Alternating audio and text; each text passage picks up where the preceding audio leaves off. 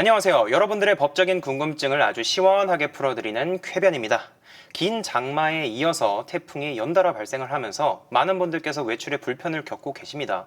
그래서 배달업체를 참 많이 이용하고 계시는데요. 오늘은 이와 관련된 법적인 문제를 속 시원하게 풀어드리도록 하겠습니다. 제 옆에는 법률 자문을 해주실 신성현 변호사님 계십니다. 안녕하세요. 네, 안녕하세요. 신성현 변호사라고 합니다. 저는 지금 법률사무소 서약의 대표로 있고요. 대법원 국선변호인, 서울시 공익변호사 등의 활동을 하고 있습니다. 태풍의 영향으로 인해서 정말 배달이 쉴 새 없이 밀려오고 있다고 하는데요. 한국노동연구원 자료에 따르면 점포 소속 라이더보다 배달 대행 라이더의 업무 시간이 더 길다고 합니다. 하루 평균 9.5시간 정도라고 하는데요. 그런데 이 라이더들에 대한 평가가 또 배달 음식점의 리뷰에 또 반영되는 경우도 있고요. 그리고 소비자의 주문 취소가 발생할 경우에는 이를 라이더가 부담하는 경우도 있다고 합니다. 상황이 이러다 보니까 라이더들은 계속해서 빨리 배달을 해야 된다는 그런 업무 압박감에 시달릴 수밖에 없는데요. 태풍으로 인해서 이 라이더들이 굉장히 위험천만하게 운행하는 모습을 좀 볼 수가 있는데, 이 사고가 났을 경우에는 산업재해로 좀 인정받을 수 있을까요? 네, 일단은 이제 최근에 그 태풍이 부는 날 배달을 했다라는 것 때문에 많이 논란이 됐었죠. 예. 일단 태풍이라는 상황이 이 산재 인정에 영향을 미칠 수 있는가? 요걸 한번 검토를 해봐야 될 텐데, 네. 우리 산업재해보상보험법 제37조에 보면 근로자가 다음 각 호의 어느 하나에 해당하는 사유로 부상, 질병 또는 장애가 발생하거나 사망하는 경우 이를 업무상 재해로 본다라고 되어 있습니다. 1호에 이제 업무상 사고라는 카테고리가 있는데, 여기 보면 뭐 근로계약에 따른 업무나 그에 따르는 행위를 하던 중 발생한 사고, 사업주가 제공한 시설물 이용하던 중 시설물 결함이나 관리 소홀로 인한 그런 사고, 또 사업주가 주관하거나 사업주 지시에 따라 참여한 행사, 이런 데서 발생한 사고, 그리고 뭐 사업주 지배 관리 하에 있다고 볼 수 있는 행위로 발생한 휴게 시간 중에 벌어진 사고, 네. 이런 것들이 있어요. 네. 근데 태풍은 이 중에 해당하는 게 없죠. 네, 그래서 그 밖에 업무와 관련하여 발생한 사고라는 카테고리가 또 하나 있습니다. 네, 다행이네요. 그 밖으로 좀 범위가 넓은 게 들어있습니다. 그런데 이제 그 밖에 업무와 관련하여 발생한 사고니까 라이더 입장에서는 이건 업무와 관련된 거 아니냐 이렇게 주장할 수 있겠지만, 예. 또 사업주 입장에서는 아니 태풍은 천재지변인데 이게 어떻게 업무와 관련해서 발생한 사고냐, 업무와 상관없이 발생한 사고지 이렇게 얘기할 수도 있지 않겠습니까? 네. 네, 그래서 이러한 경우를 대비해서 산업재해보상보험법 시행령 제31조에서는 예. 특수한 장소에서의 사고라는 제목으로 사회통념상 근로자가 사업장 내에서 할 수 있다고 인정된 행위를 하던 중 태풍, 홍수, 지진, 눈사태, 네. 태풍 들어가죠. 네. 이러한 천재지변이나 돌발적인 사태로 발생한 사고는 근로자의 사적 행위, 업무 이탈 등 업무와 관계없는 행위를 하던 중에 사고가 발생한 것이 명백한 경우를 제외하고, 예. 그러니까 자기 일 하던 거 아니면 업무랑 조금이라도 관련이 있으면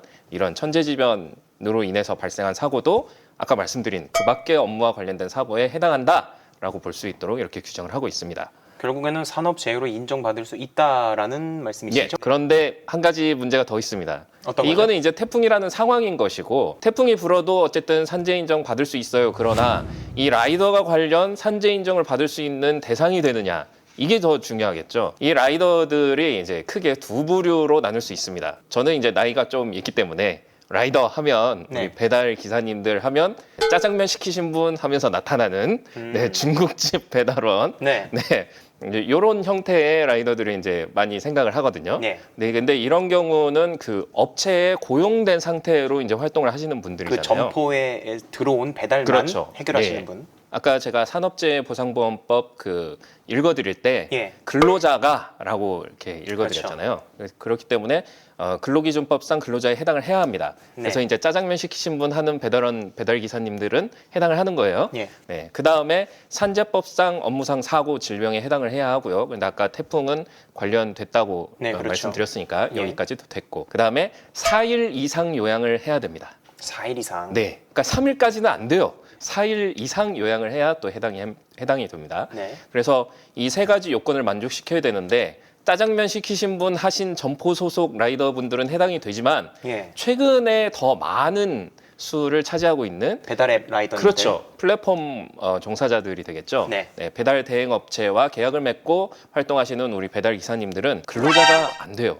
왜냐하면 전속 그 고용계약, 근로계약을 체결한 게 아니거든요. 그러면 프리랜서로 봐도 되는 건가요? 그렇죠. 기본적으로는 뭐 프리랜서 또는 뭐 자영업자 네. 뭐 이런 식으로 볼 수가 있겠죠. 네. 그래서 이런 경우에도 좀 우리가 범위를 넓혀야 되지 않느냐. 네. 이런 논의들이 많은데 산업재해보상보험법 시행령 제125조에서는 특수 형태 근로 종사자라는 제목으로 이제 보험 설계사, 뭐 학습지 교사, 예. 골프장 캐디, 뭐 택배 기사 또 전속 퀵 서비스 기사 뭐 등등 그 외에 많은 그 종류의 근로 형태를 이렇게 규정을 해서 예. 이분들에 대해서도 산재보험이 당연 적용되도록 해놓고는 있습니다. 그런데 이 경우는 근로자와 달리 적용 제외 신청을 또 할 수가 있어요. 아. 네, 그러니까 근로자랑 똑같이는 안 되는 거죠. 네. 자, 그러면 우리 그 플랫폼 종사자 배달 기사님들은 과연 여기에 해당을 할까요? 애매하죠. 네, 그렇죠. 아마 굳이 이렇게 적용을 한다면 전속 퀵 서비스 기사 정도가 될 것 같아요. 네, 뭐 많이 비슷한 부분이 있는 것 같습니다. 그렇죠? 네. 그런데 그냥 퀵 서비스 기사라고 하지 않고 전속 퀵 서비스 기사라고 말씀을 드렸잖아요. 예. 그래서 여기서 전속성이라는 요건이 또 추가가 됩니다. 전속성이라고 하는 것은 고용노동부 고시 제2017-22호에 규정된 그 요건인데 주로 하나의 사업자로부터 업무를 의뢰받아 수행해야 한다. 예를 들어서 뭐 배달의 땡땡 네. 하고 뭐 배달 땡 뭐 그리고 요 땡땡 뭐 이런 세 개 업체로부터 다 이렇게 의뢰를 받아서 하면 안 되고 네. 그냥 배달의 땡땡 하나만 의뢰를 하나만. 받아서 해야 된다. 예. 뭐 굳이 이렇게 쉽게 말하자면 그런 내용인 거죠. 이 전속성이 인정이 돼야 특수 형태 근로 종사자로 인정을 받을 수가 있습니다. 굉장히 좀 복잡하고 어렵죠. 네. 그래서 실제로도 이 고용 관계 그 공공기관에서도 이제 산재 신청을 해도 이거를 어떻게 처리할지 보류하는 경우가 많대요. 그래서 이런 전속성 요건 때문에 그런 겁니다. 그러면은 라이더 입장에서는 조금 더 보호를 받기 위해서는 한 군데에서만 하는 게 좋겠네요. 기본적으로는 뭐 그렇죠. 그 여기와 관련돼 가지고 이제 산재 보험 가입률에 대한 얘기도 해보고 싶은데요. 이 점포 소속 라이더는 산재 보험 가입률이 98%라고 하는데 이 배달 대행에서 일을 하시는 라이더 분들은 0.5% 미만만 산재 보험 가입이 되어 있다고 합니다. 이건 좀 문제가 있는 거 아닌가요? 네, 문제가 심각하죠, 사실. 예. 왜냐하면 산재보험에 가입이 돼 있느냐 안 돼 있느냐가 이제 사고가 났을 때 보험금을 탈 수 있느냐 뭐 이런 거에 영향을 미치니까요. 그 차이가 어디서 나오냐 하면 좀 전에 말씀드린 대로 점포 소속은 근로자에 해당을 하지만 이 배달 대행 업체와 계약을 맺고 활동하시는 분들은 특수 형태 근로 종사자에 해당하거나 아니면 그마저도 해당하지 않을 수 있기 때문에 네. 네, 그래서 문제가 되는 것이죠. 그리고 특수 형태 근로 종사자의 경우에는 아까 당연 적용 대상이라고 말씀드렸지만 적용 제외 신청을 할 수가 있고 실제로 대부분 가입을 안 합니다. 그런데 왜 가입을 안 하느냐? 최근에 조사를 해보니까 네. 회사의 결정 권고 때문이다가 84.3%나 아, 된다고 하더라고요. 결국은 회사에. 예, 배달 대행 업체가 결국 가입하지 마세요라고 요구를 하는 것이죠. 아, 네. 네. 아무래도 이제 비용이 들어가니까 예. 네, 그래서 그런 것 같은데 그러니까 결국은 배달 대행 업체의 요구에 따라서 가입을 안 하게 되거나 또는 자기 자신이 가입하려면 돈을 내야 되니까 네. 비용 부담이 있어서 안 하거나 뭐 이런 형태인데 요것과 상관없이 의무 가입을 하도록 규정을 바꾸면 되는 문제입니다. 아, 그렇겠네요. 네. 의무적으로 무조건 가입을 해라. 네, 그래서 사실 이 노동관계 종사자들 또는 관련 운동을 하는 시민단체 운동가들 또 법률가들 네. 많이들 이렇게 의무가입하도록 해달라라고 요구를 하고 있으나 네. 아직까지는 이루어지지 않고 있는 실정이고요. 그 의무가입을 도입해야 하는 게 보호 측면에서만 그런 게 아니라 사실상 이 배달 대행 업체와 계약을 맺어서 활동하는 우리 배달 기사님들은 근로자랑 다를 바가 없어요. 네. 네, 아까 제가 한 군데랑 계약을 맺어야 된다라고 전속성을 요건을 말씀을 드렸잖아요. 네. 근데 실제로 조사를 해보니까 조사 대상 노동자들이 계약을 맺은 배달 대행 업체가 한 곳인 경우가 무려 98.7%나 된다고 합니다. 그렇군요. 그러니까 사실상 이분들은 전속 계약을 맺고 활동하시는 분들이기 때문에 예. 전속성 요건에서 전혀 문제가 없는 거예요. 네. 그럼 근로자랑 다를 바가 없는 거죠. 어떤 분이 이제 배달을 하다가 무단횡단을 하던 보행자를 쳐가지고 네. 충돌해서 사고가 나서 척수가 다치는 중상을 입은 경우가 있습니다. 예. 네, 아무래도 이제 오토바이를 타고 이렇게 하시다 보니까 그 보행자가 다치는 경우뿐만 아니라 이 운전하시던 기사님도 이제 다치는 경우가 그렇죠. 발생을 하는 거죠. 그래서 척수가 다치는 중상을 입어서 산업재해 신고를 했어요. 예. 그래서 공단에서는 그래 산업재해 맞다라고 판단을 해서 예. 참 감사하죠. 네. 그래서 5천만 원을 지급을 했습니다. 그리고 업체가 산재보험에 가입을 하지 않았다는 이유로 업체에게 그 5천만 원의 절반에 해당하는 2,500만 원을 징수하겠다 이렇게 통지를 한 거예요. 예. 그러니까 업체는 내가 왜 이렇게 생각을 한 거죠. 그래서 소송을 제기했습니다. 나 이거 안 줄래요. 이러고 소송을 제기한 거예요.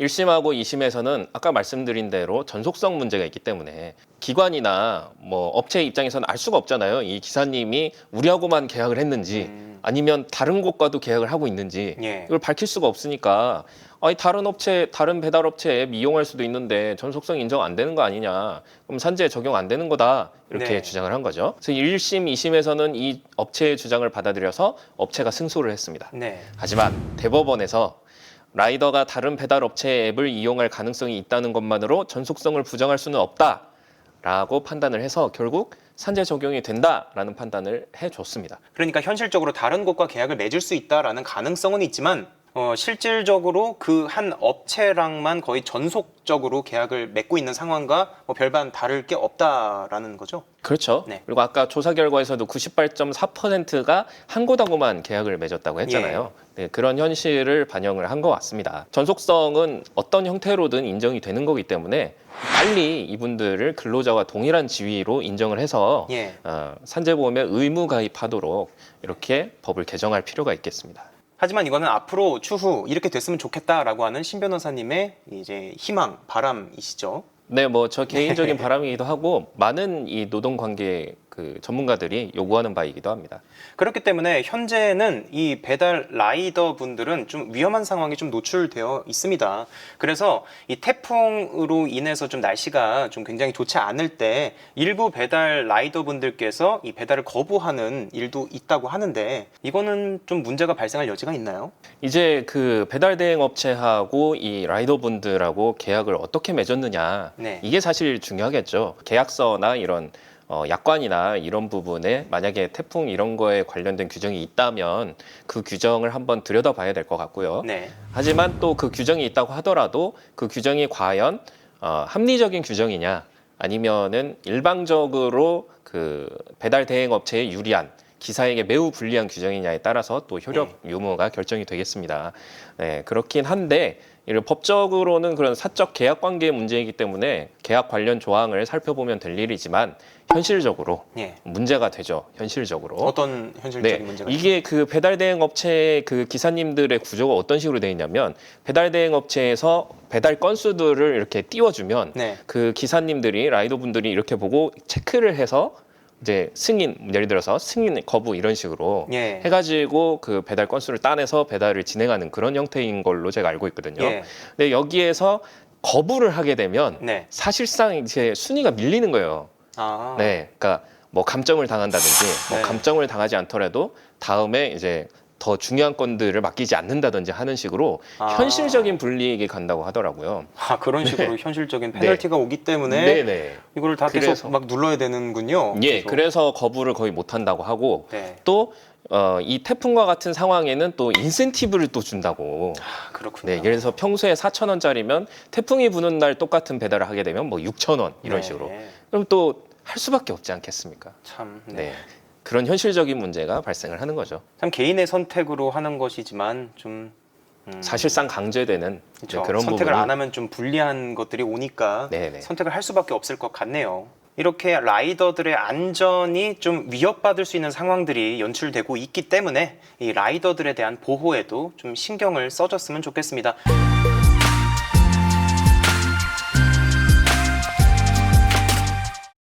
시청자분들께서도 궁금하셨던 부분들이 많이 해결되셨기를 바라면서 여러분들께 좋아요와 구독 한 번씩 부탁드리겠습니다. 오늘도 시청해주셔서 정말 감사드립니다.